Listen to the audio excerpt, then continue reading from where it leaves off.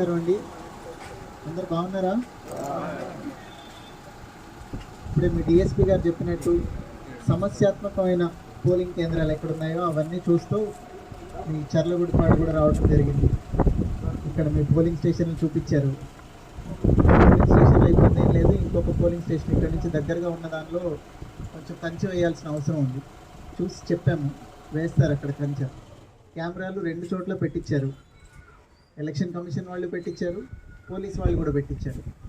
So ఆ రోజున అక్కడ పోలింగ్ దగ్గర ఏ రకమైన అవాంఛనీయమైన సంఘటనలు జరిగినా కానీ వెంటనే మాకు తెలుస్తుంది, ఎలక్షన్ కమిషన్కి కూడా తెలుస్తుంది.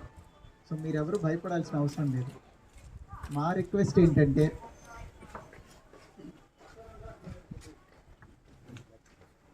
ఇక్కడ చాలామంది పెద్దవాళ్ళు ఉన్నారు. మీరు ఎన్ని ఎలక్షన్లు చూసారండి ఇప్పటికీ? ఓ 10 అన్నా చూసుంటారు కదా. ఎలక్షన్లు వస్తూ ఉన్నాయి, పోతూ ఉన్నాయి. మీరందరూ ఇక్కడే ఉన్నారు కదా. అందరూ అది గుర్తుపెట్టుకోండి. పార్టీలు ఎలక్షన్లు వస్తూ ఉంటాయి, వెళ్తూ ఉంటాయి. ఆ రోజు ఓటేసేదాకా ఇప్పుడంతా ఎన్నికల ప్రచారం చేసుకునేటప్పుడు కొంచెం ఆవేశాలు, ఎక్కువ ఎమోషన్స్ ఉంటాయి. మే 13వ తారీఖు తర్వాత ఎవరు మీరందరూ అంటే మేమందరం చర్లగుడిపాడులో ఉండేవాళ్ళం అని చెప్పుకుంటారు, అంతే కదా. మీ ఊరు ఏదంటే అందరూ ఒకటే పేరు చెప్పాలి కదా. మీ పార్టీ ఏంటంటే వేరే పేర్లు చెప్తారు, కానీ మీ ఊరు ఏదంటే అందరూ ఒకటే పేరు చెప్తారు కదా. అందరూ అది దృష్టిలో పెట్టుకోండి. చక్కగా మీకు కావాల్సిన పార్టీకి సపోర్ట్ చేసుకోండి. అట్లనే వేరే వాళ్ళు, మీ పక్కన ఇంట్లో వాళ్ళు, మీ ఎదురింట్లో వాళ్ళు ఇంకో పార్టీకి సపోర్ట్ చేస్తామంటే వాళ్ళని చేసుకొనివ్వండి. మీ ఓటు హక్కు మీరు ధైర్యంగా వినియోగించుకోండి. అలానే వేరే వాళ్ళ హక్కును కూడా గౌరవించండి. ఇప్పుడు ఎవరైనా పెద్దవాళ్ళకి 2 పిల్లలు ఉంటే ఒకళ్ళు ఒక పార్టీ, ఒకళ్ళు ఒక పార్టీలో చేరితే ఒకళ్ళని వదిలేస్తారా?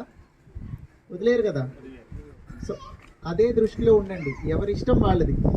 ఎవరి అవగాహనకి నచ్చినట్టు వాళ్ళు ఏ పార్టీనైనా కానీ ఫాలో అవ్వచ్చు. సో దయచేసి అనవసరంగా గొడవలకి పాల్పడి ఎవరన్నా వచ్చి మిమ్మల్ని ఆవేశపడేలాగా దుర్భాషలాడటం కానీ లేదా తాగి అరవటం కానీ ఇట్లా చేస్తే పోలీస్కి కంప్లైంట్ చేస్తే మేము వాళ్ళ మీద చర్యలు తీసుకుంటాం. అదే లేదు నేనే చూసేస్తాను వాళ్ళ సంగతి అంటే మీరు కూడా కేసులో ఇరుక్కుంటారు, అంతే కదా.